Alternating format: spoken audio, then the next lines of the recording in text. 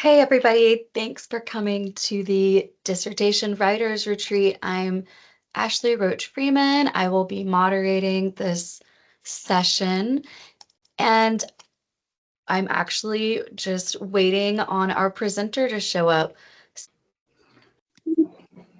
Meredith, you're here. I Excellent. made it. Yes. Fabulous. Okay, then wonderful. Let's begin.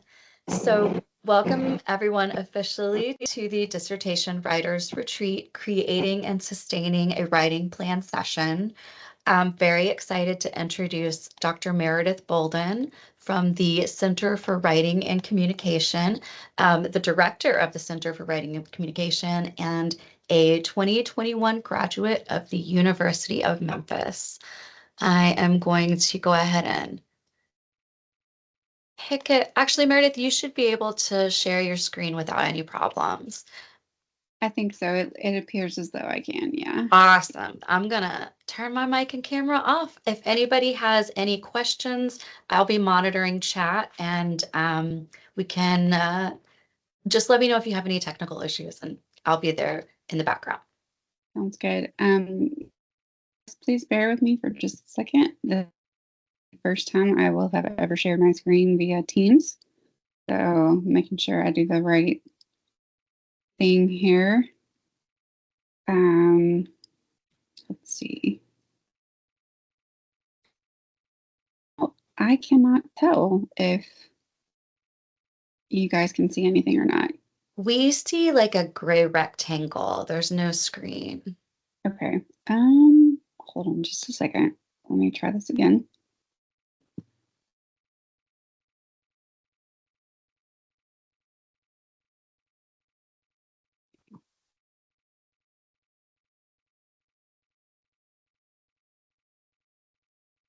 All right, I think it's loading.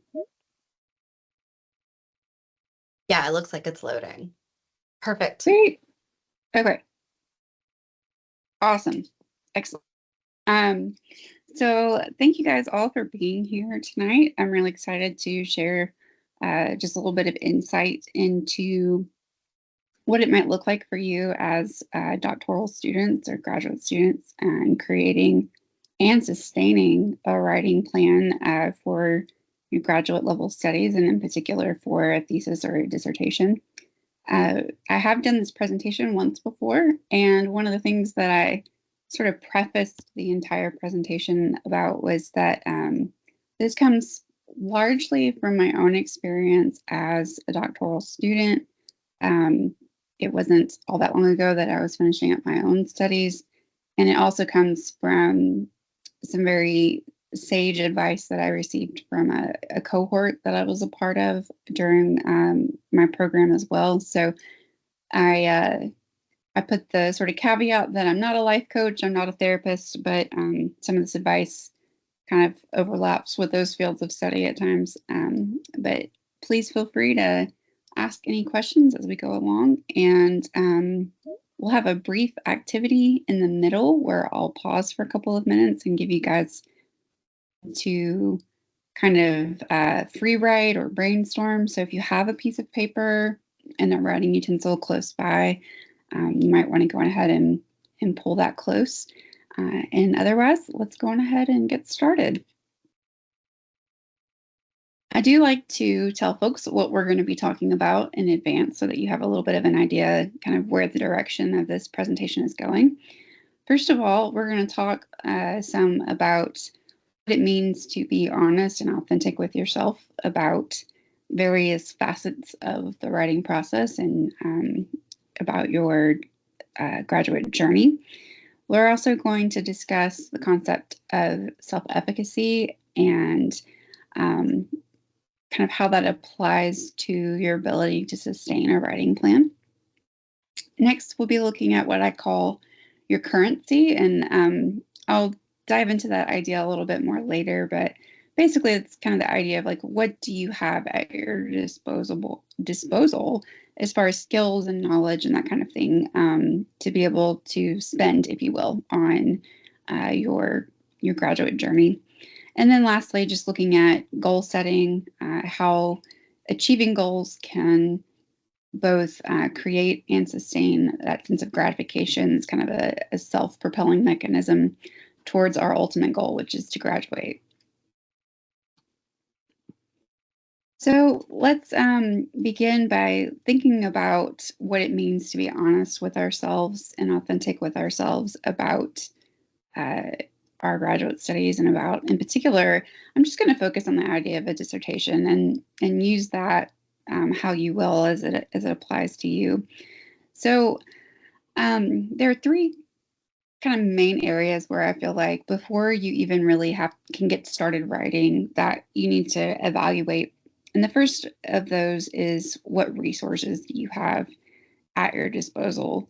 Not all of us have the same types of resources, or even like resources, if you will. And what I mean by that is we don't all have the same energy levels. We don't all have the same amount of expendable time. We have different levels of commitment to jobs, to coursework, to our families. Some of us actually try to have personal lives even when we're in grad school. So that's one of the first things that you need to just kind of be honest. Like, you don't want to overcommit yourself to the writing process if you don't actually have resources at your disposal to commit to that process.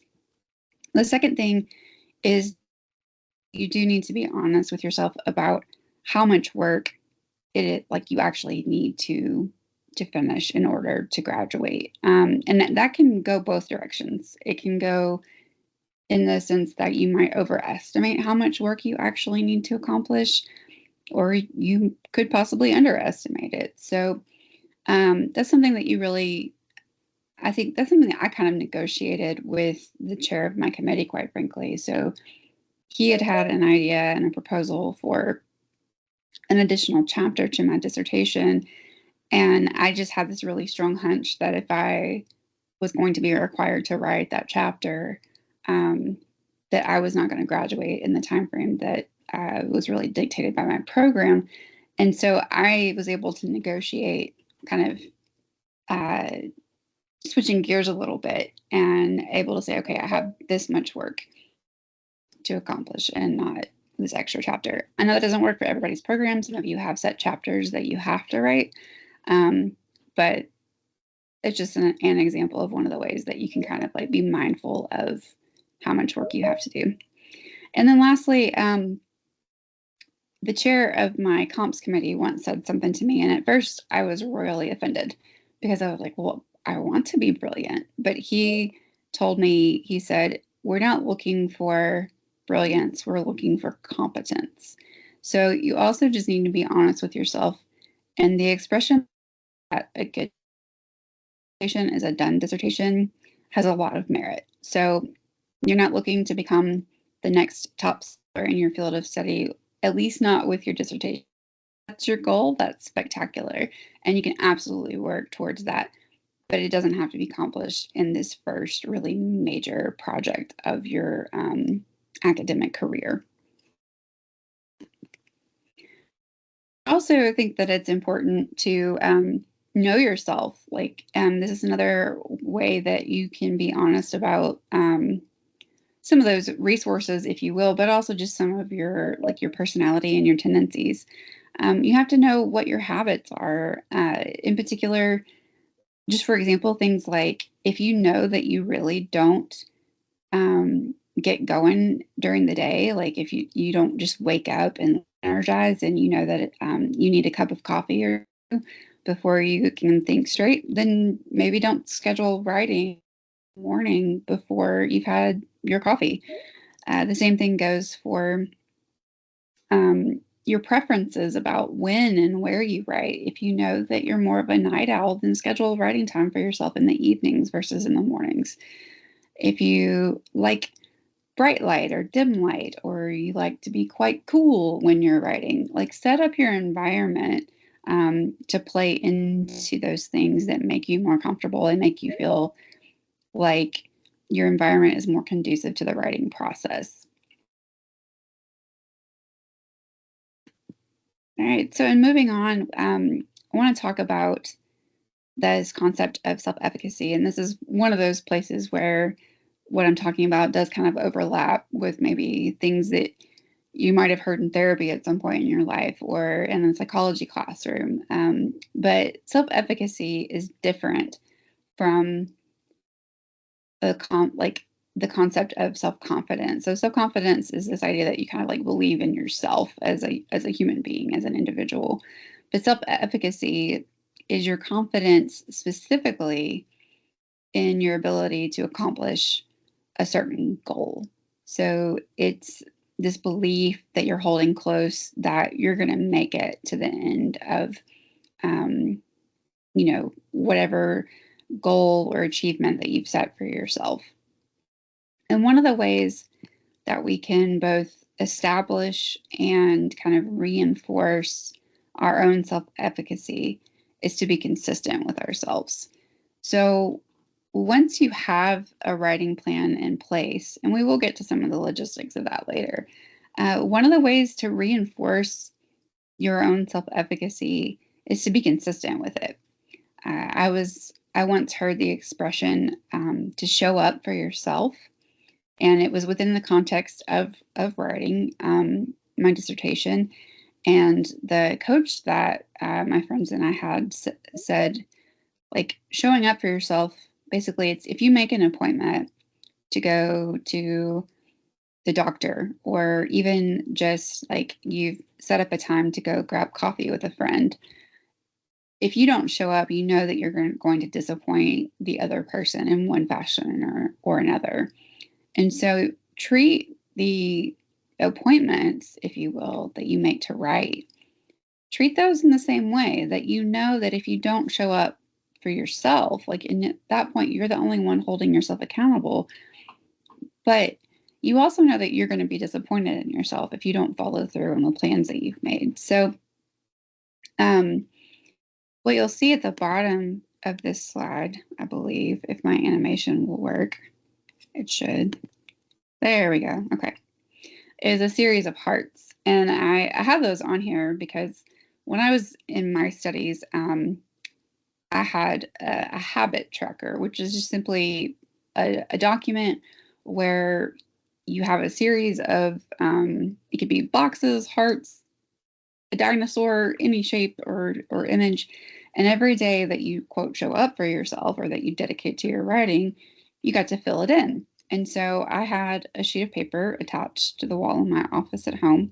And every day that I wrote, I filled in a heart with a pink highlighter.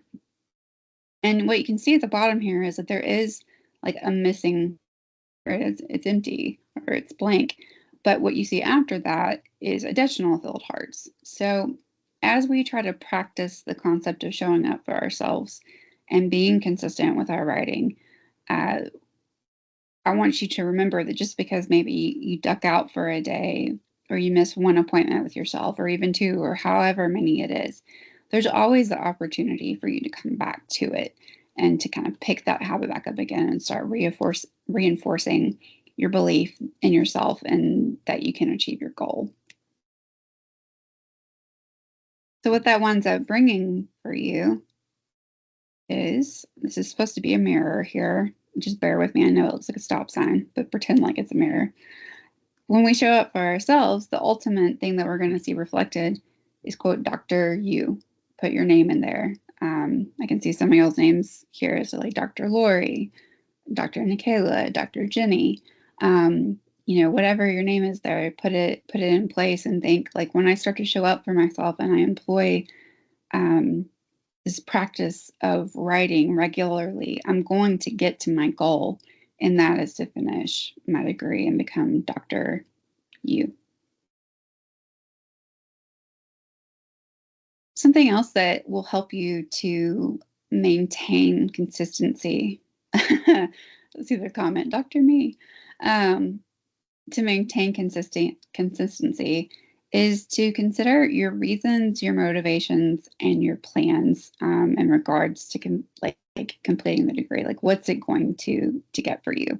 So your reasons, we all have different reasons for coming to grad school. Quite frankly, when I started my master's program, at least, part of the reason why I went in was because I had no idea what I wanted to do with my life. I was still in my early 20s, and I thought, I'm just going to get this degree because I don't know what else to do right now. And I was fairly certain at the time that my bachelor's degree wasn't really going to help me get a job in my field. So I just kind of rolled with it. My motivations were that I wanted to pursue deeper in my field of, and then I had plans and hopes that eventually my degree would offer additional opportunities for me. So when I was able to do this presentation in person, I brought arts and crafts supplies with me, and we kind of took a break from the presentation, and everyone gathered at a little table off to the side. And I had everybody take a bit of time to sit and just think about what their reasons and their motivations and plans were uh, around their doctoral studies. So I'm going to show you what mine looked like when I did one. So this was the card that I created for myself when I was still in my program. And what you'll see at the top is my signature. Please don't steal my signature. Just kidding. So that was one thing, some people practice their writing their names, like their married name or whatever it is when they're growing up. I had always practiced Dr. Meredith Heath, which was my maiden name at the time. You also see just different phrases here that relate to uh, some of the opportunities that I thought my degree would open up for me, and some of the skills that I wanted to be able to share with other people based on the knowledge that I was gathering as a PhD student. And I also felt like my degree and the work that I do as a result of achieving that accomplishment, that it was like a calling for me. There was nothing else that had ever been, I guess, really impressed on my heart that deeply that I wanted to do as much as what I do now. And so you see the word called there.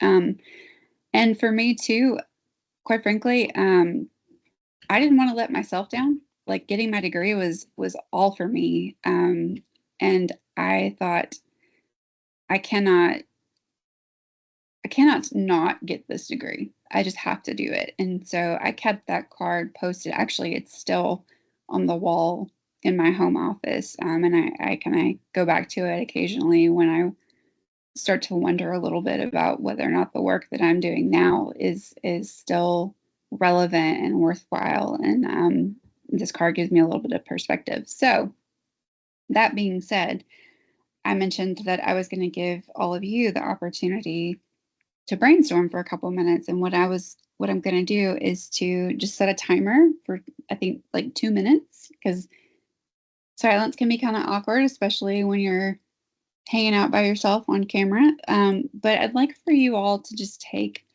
a couple of moments to consider what are your reasons and your motivations and your plans around your degree? Like, what is it that motivates you to continue pursuing this? Because every day when I sat down during the pandemic, is when I was finishing my dissertation, and I would sit here alone in my house wondering, why am I doing this? I had that little card to remind me. So you don't necessarily have to create a cute little artsy card, but I am going to go ahead and set this timer. And then when we're done, I would love to hear from a couple of you about what you wrote down and kind of what is it that you feel like is going to take you to the finish line. So I'm going to go ahead and set that timer now, and I'll let you know when it goes off here in just a minute.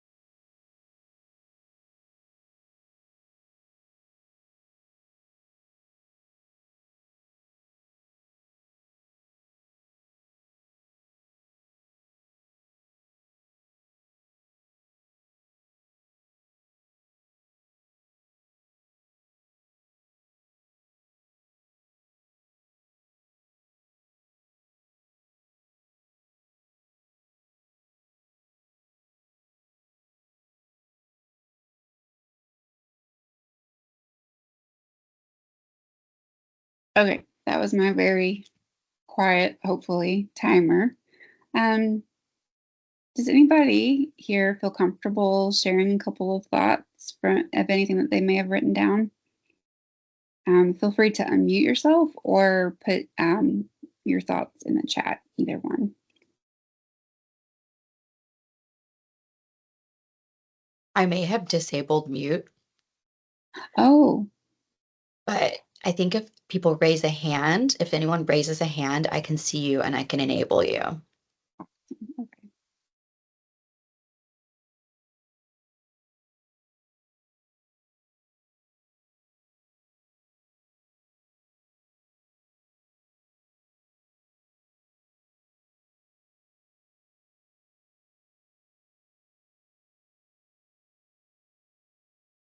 okay.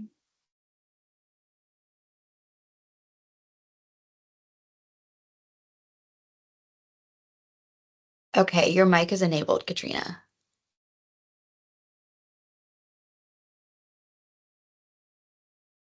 Yeah, let me turn it off for you. Oh, I can't. Oh, wait, maybe I can do it. Nope. I might should have thought this through better, Ashley. Well, I think if Katrina has the ability to turn their mic on, it might be like an access thing on their end. Oh, okay, gotcha. Oh, there are a number of comments in the chat. I did not see these. So Tracy Oh, offers beautiful. that this was her retirement plan. My daughter is my motivation. Getting this degree pushes me past my comfort level. That's really powerful. Um, Upward career mobility, absolutely. Lifelong learning. Oh, wow. My granddad was completing his doctorate and passed away before he could complete. Career advancement and a passion for making a difference. Absolutely. Oh, for my 86-year-old mom who brags to her friends that I'm earning my doctorate, I can't let her down. That's awesome. That's amazing. Yeah. All of you, thank you all so much for sharing. These are wonderful um, just observations and kind of thoughts to share. So thank you for being willing to share these incredible reasons. No job opportunities. Man, do I ever get that? I have a bachelor's degree in English, y'all. And let me just tell you that trying to find something within like the scope of writing or even editing, especially when I graduated 20 years ago with my bachelor's, I was getting nowhere fast. So I get that. Um, so again, I encourage you all. I mean, and feel free to continue sharing.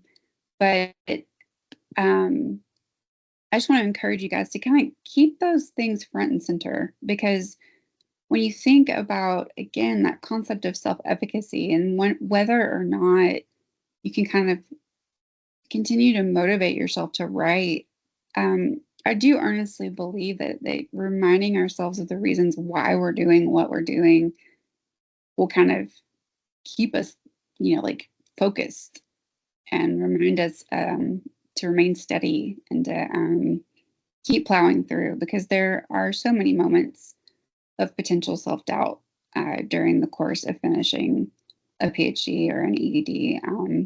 And having this available to you, it's like you don't have to think about it in the moment. You're not trying to dig in deep in the moment. You have like a physical, tangible reminder.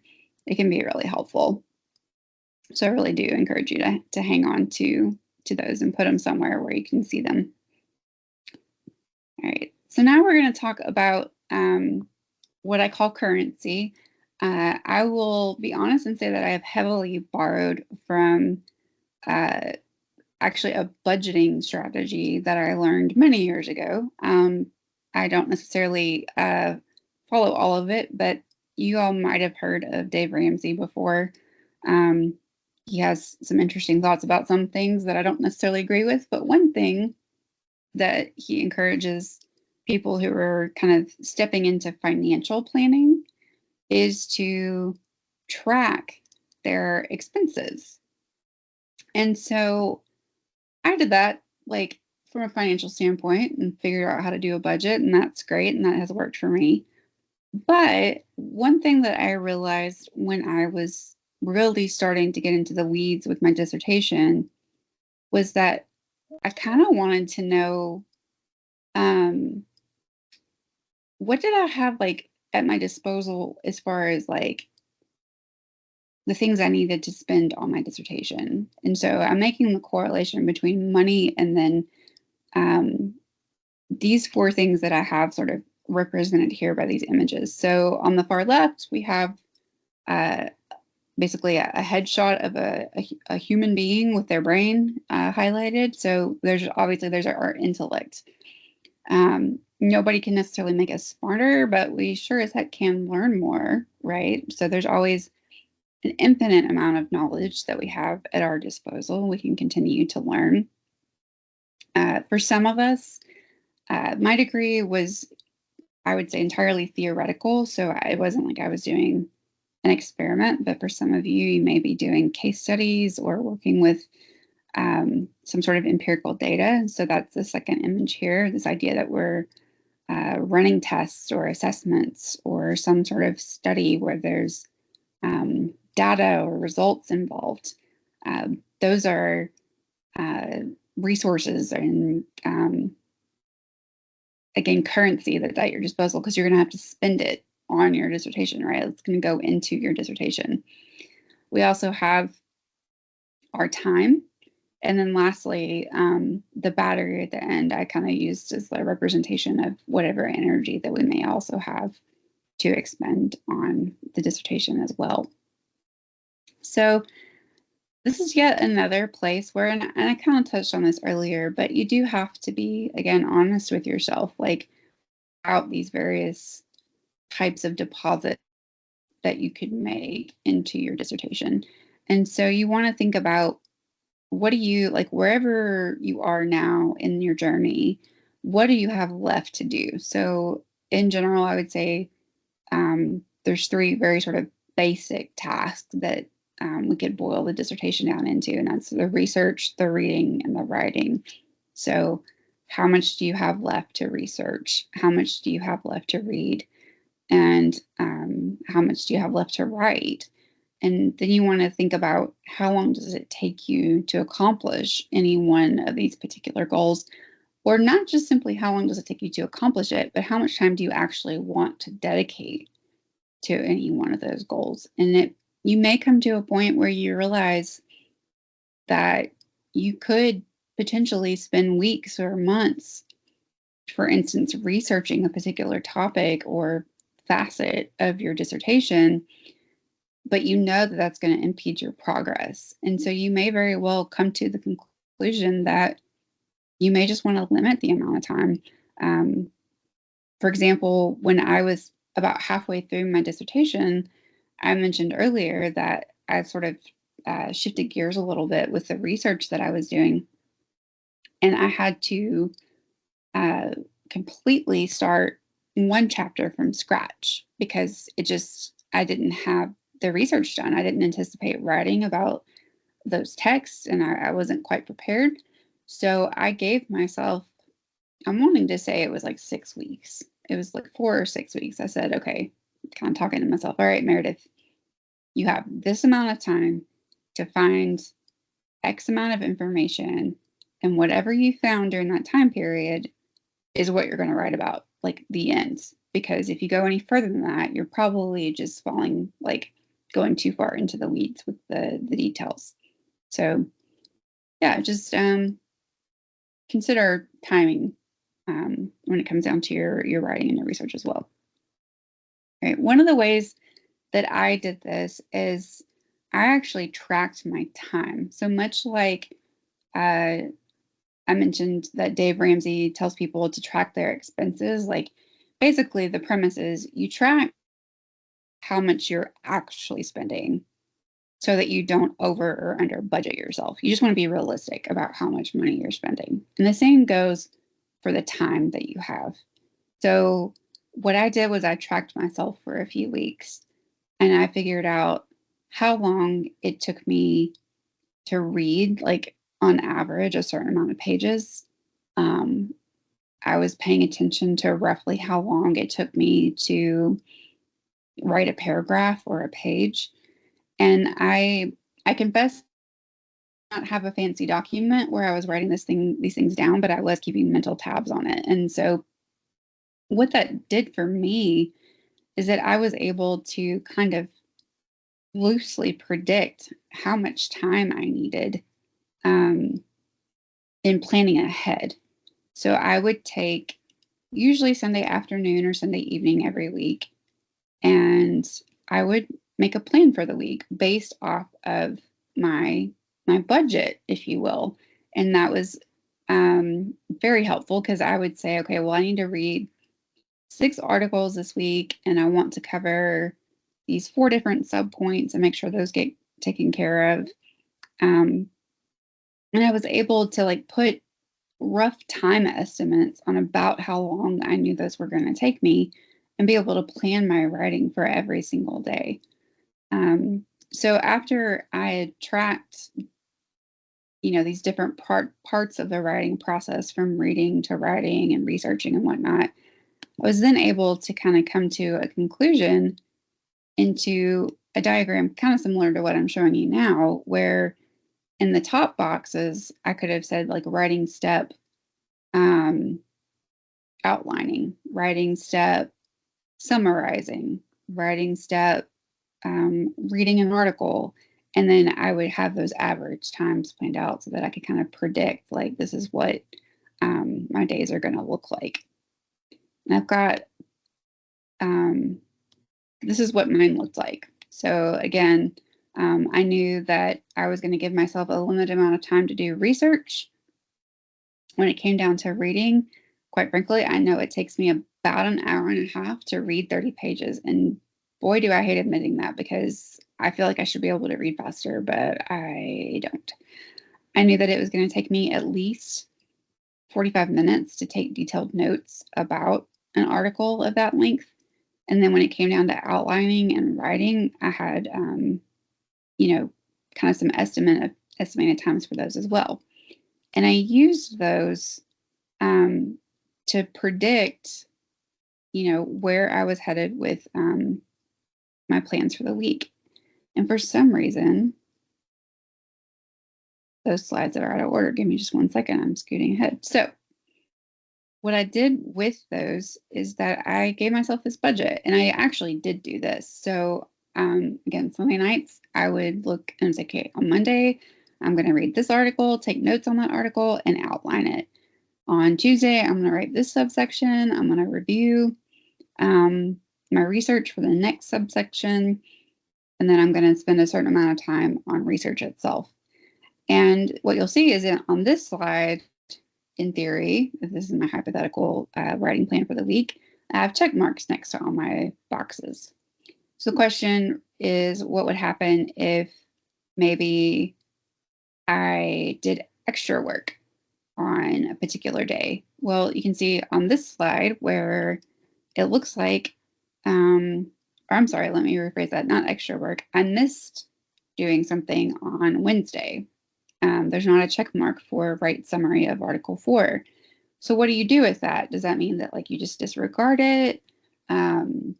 Punish yourself in some way? No, you don't have to do that. Just move it to the next day.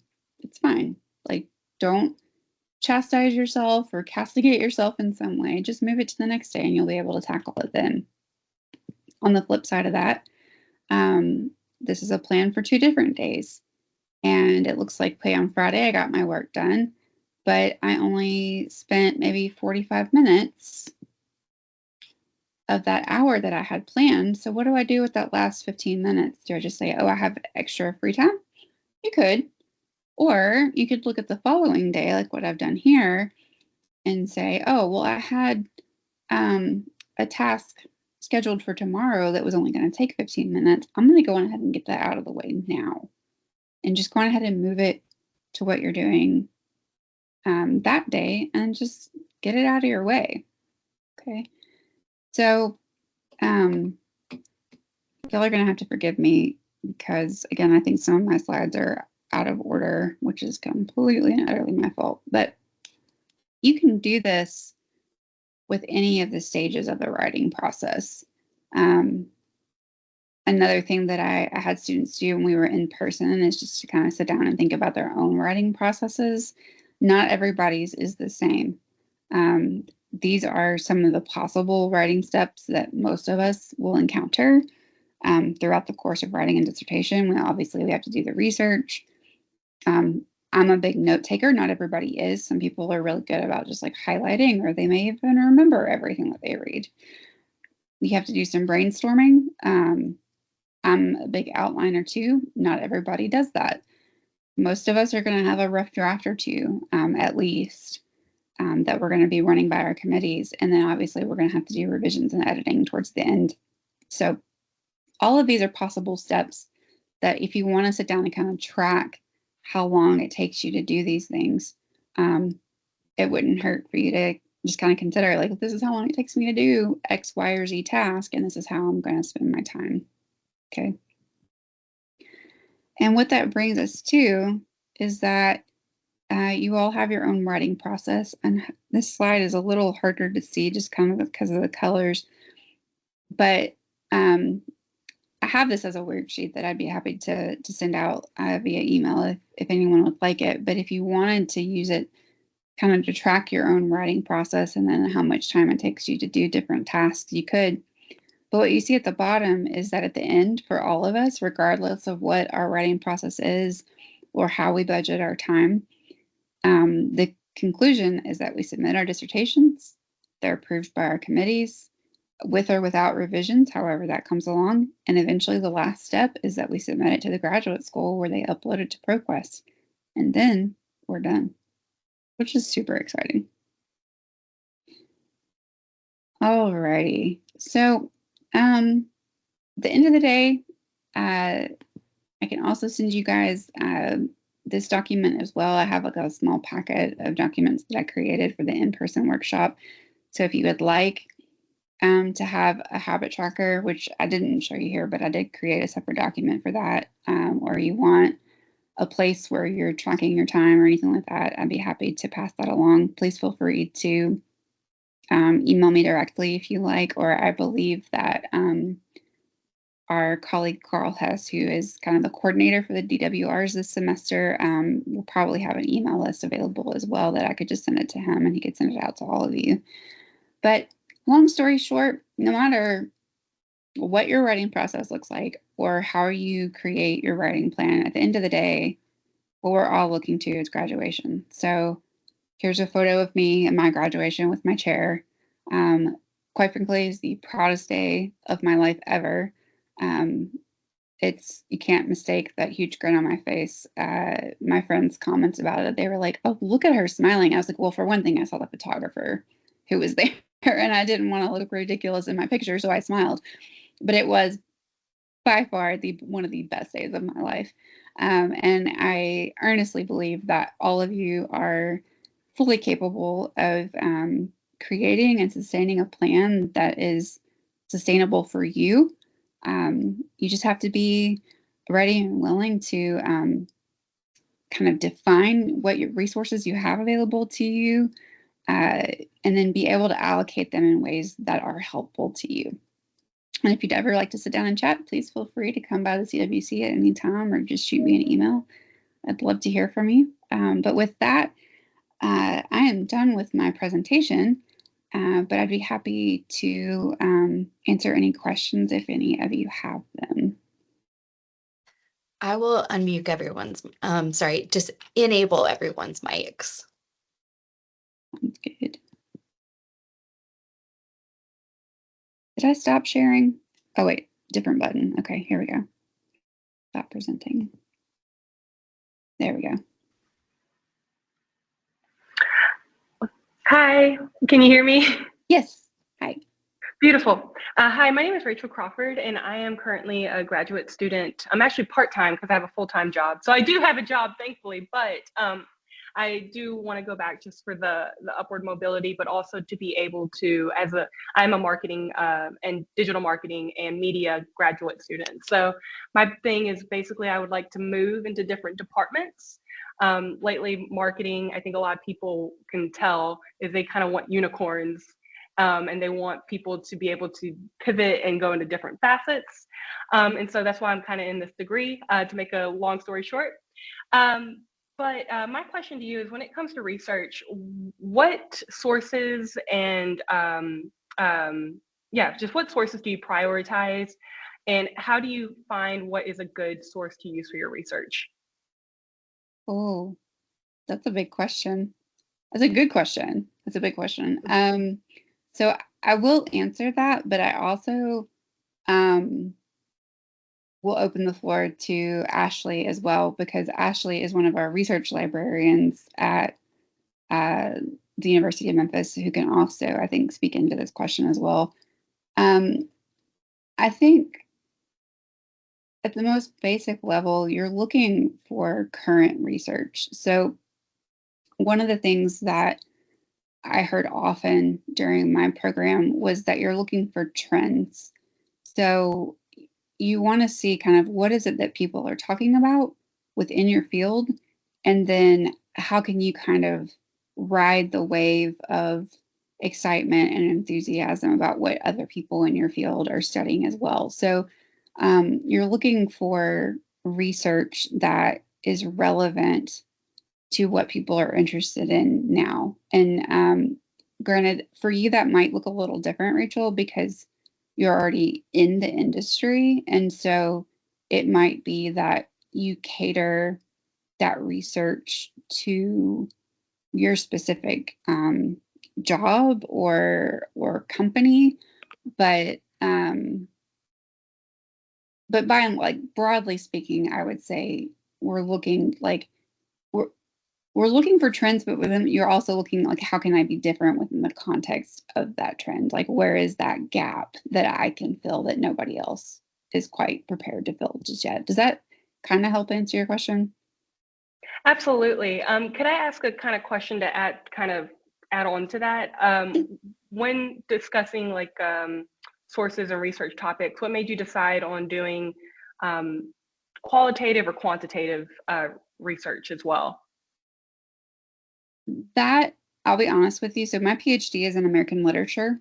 Um, Mhm. we our work is entirely based on literary theory, so there really Mhm. isn't any quantitative research. So for me, the dissertation, like the style, if you will, or of the study, was dictated by my program. Um, Mhm. so I'm afraid that I don't have a lot of insight into how you make a choice between those two methodologies because I didn't really have one. Gotcha. Ashley, did you have anything that you wanted to add about like the research component of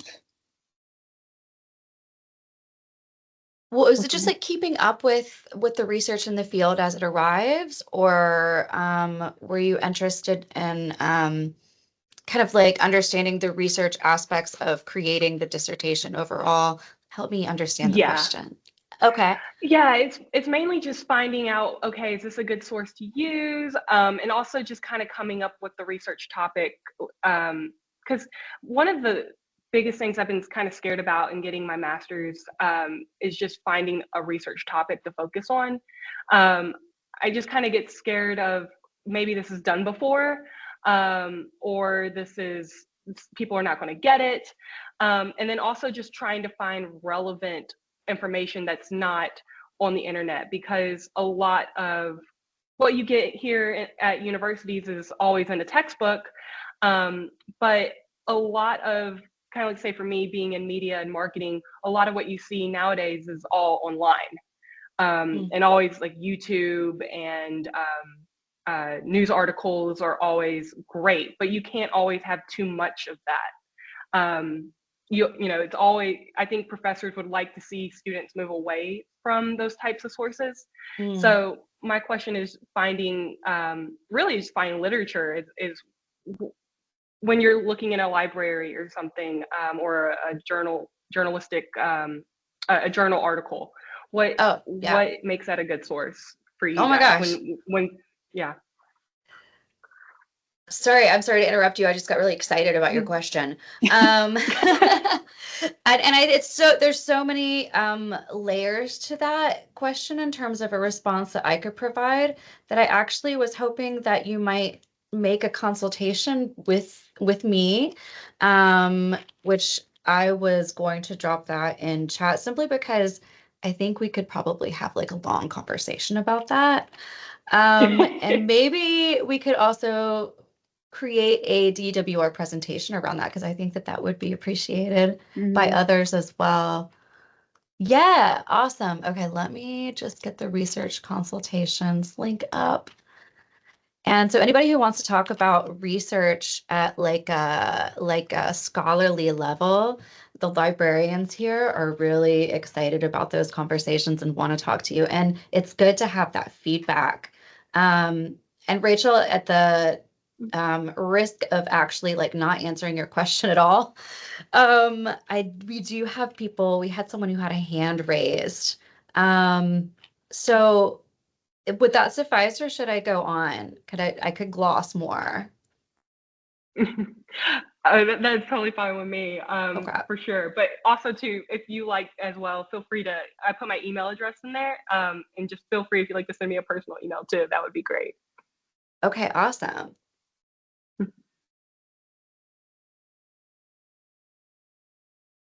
And okay, the hand is down. The hand went Oh, down. that was me. Yeah, Oh, that was fabulous. me. My name is Renu. Hi. Um, my question is that yesterday I was discussing it with one of the professors, and we were talking on how to narrow down the topic of the research that we want to pursue. Mm. And I was of the mind that what about something new that hasn't been introduced yet or not explored much? So for the dissertation and a PhD, is it risky because we don't have much to cover, but on the same side, there's so much to uncover which hasn't been found yet. But the lit review is going to be a little messy because there's not much. Mm. How do you suggest how do you take up your stand on that part? I think that that becomes a different sort of writing strategy, where instead of your literature review being a way to establish um, all the work that has been done before about your new idea or your new topic, you're using it to establish like the kind of glaring gap in the research. So it's where you would present, previous work that evaluates other varieties of topics and, kind of like show like, well, these different experts in this field have addressed, examples A, B, and C, but they have as of yet failed to examine this particular idea. And then you kind of like, it does make it a little harder, I think, like you said, to establish the validity maybe of your idea, but I don't think it's impossible. And I think with a supportive committee and especially a supportive chair, that it can absolutely be done. All right, thank you for that. Yeah.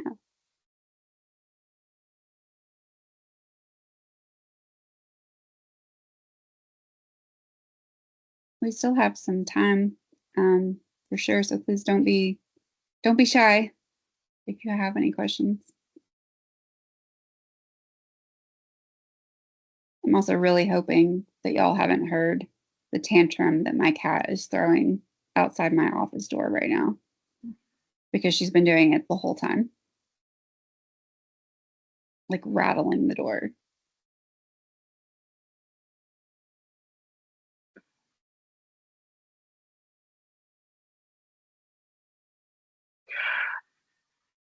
Not to ask, not to kind of overtake a lot of the question asking, but I know we're all kind of coming in from different departments and different places of study. Mhm. But what is, for you guys, what is considered a good research topic and what's considered a bad research topic? And what made you decide on the research topics that you guys chose? Well, obviously, I know Meredith mentioned trends and making Mhm. sure that it's something that people are seeing. But were you passionate about the topic as well, or was it just kind of something that you were seeing? Yeah, I was just quite interested on how to decide on what makes a good one, so that way a professor doesn't like. I've had professors kind of chew me out on certain topics I've chose for papers, because I actually, to make a long story short, I did a master's course in my undergrad, so I did Okay. had to write a paper, and I did kind of get chewed out a little bit about a topic in question, and I compared it to others, and I was kind of like, oh yeah, that may not be a great topic. So, in your experience, what's kind of that? Um, Well, first, I'd just like to say that I find that a little more than mildly frustrating for you that a professor would kind of hound you about the topic and make you kind of gun shy about your own research. Um, wow, you're asking really great questions. It's just hard to make like broad strokes answers, I think. It for me personally, I was like, if you could be in love with a dissertation topic, I would say that I was in love with my dissertation topic. Mine, it was my idea. My committee thankfully helped me really flesh it out, and it took me a long time to flesh it out, but we got there. Um, and I was able, so I wound up writing about literature, specifically fiction and drama set in Memphis, because I was writing, like I said, a literature dissertation. So that's what I did. And fortunately for me, a lot of uh, theoretical frameworks around literature right now is about like place and like literature that's set within a specific area or a geographical space. So it was a pretty natural segue for me. But as far as what makes a good topic, like you said, the trends are good. Um, but also, it's so easy for me to say this in a way, but like you're going to hear your professors talking about like gaps in the research or quote unquote contributing to the scholarly conversation in your field of study. And that can be so incredibly nuanced. Like I have seen dissertations where students are tackling even the same topic or subtopic that plenty of other researchers have done in the past, but they're coming at it from a different angle, or they're evaluating a different feature or subtopic of their overall topic. And it's just like almost like a not even a 45 degree angle difference in viewing it, but it's just enough to where it's different and it's contributing to the conversation about that topic. So, really and truly,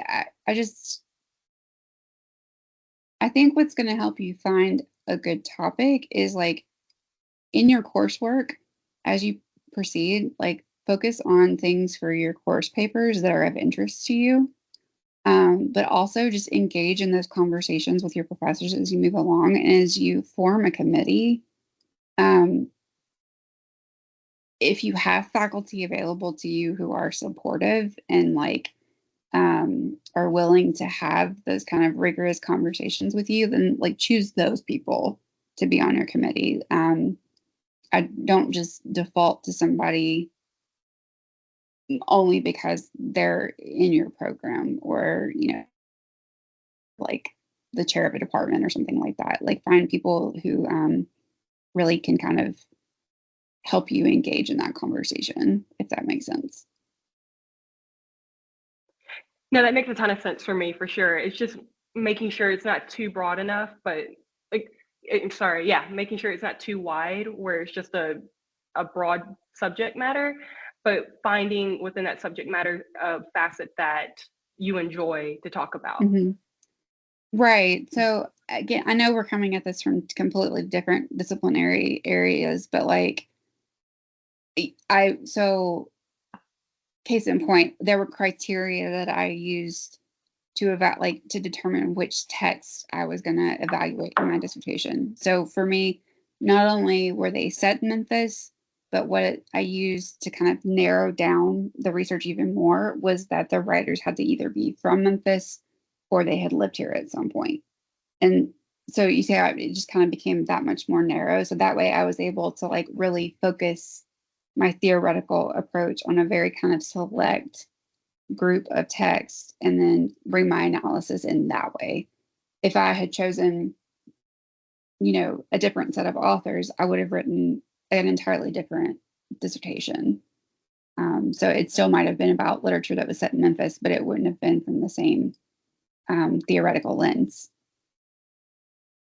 So same dissertation, but not. Yeah, the bones are there, but the skin and the veins and everything are a bit different. That's a great way to put it. Absolutely, for sure.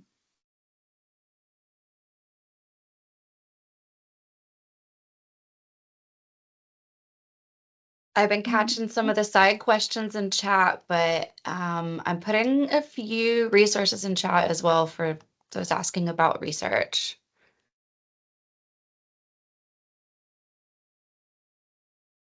Okay. I cannot see chat. Oh.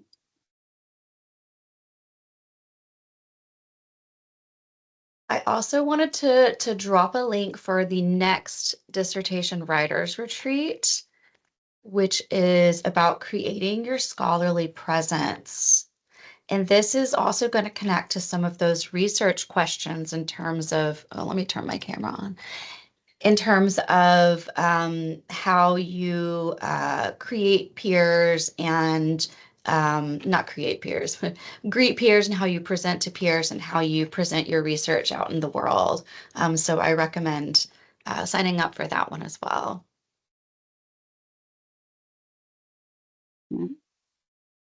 I see a question now that I did not see until right this second, and I know our time's up, but I think I can address it very quickly. Cherry asked, how do you know when you've exhausted the literature? I would say probably where it gets to the point where what you're reading is just a repetition and it's not contributing a whole lot of new information to the discussion. So, or on the flip side, when you've kind of traced the review all the way back to the origins of the conversation, you're done. So I think that is another place where your committee can also help you sort of figure that out and like say, okay, enough's enough.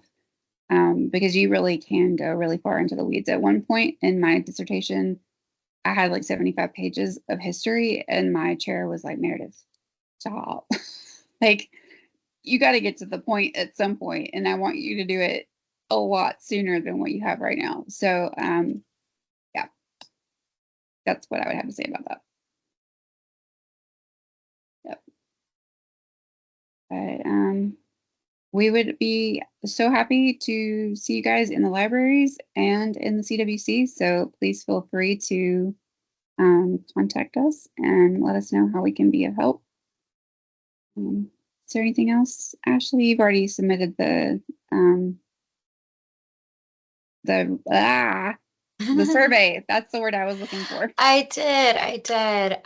Thanks everyone for coming, and please fill out the feedback survey, and also sign up for our next one. And thank you for giving us so many ideas about future dissertation writers retreat events. And thank you, Meredith, for a wonderful presentation. Bye, everybody. Bye, everybody.